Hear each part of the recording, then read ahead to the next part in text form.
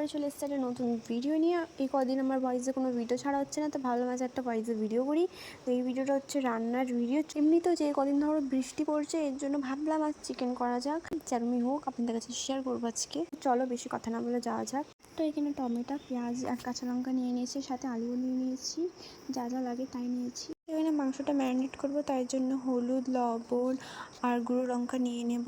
আর এখানে আদা রসুন লঙ্কার একটা পেস্ট নিয়ে নেব, আর সাথে একটুখানি সর্ষের তেল নিয়ে নেবো। মাংসটা ভালো করে ম্যারিনেট করে নেবো। তেলটা লাল লাল করে ভেজে নিয়ে তেজপাতা, শুকনো লঙ্কা, জিরে দিয়ে একটু ভেজে পেঁয়াজ কাঁচা লঙ্কা দিয়ে নাড়িয়ে চাড়িয়ে টমেটো ঢেলে দেবো।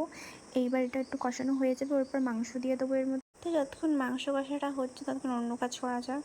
পটল ভাজার জন্য এখানে আমি পটলটা ছুলে কেটে ধুয়ে মাখিয়ে নেব।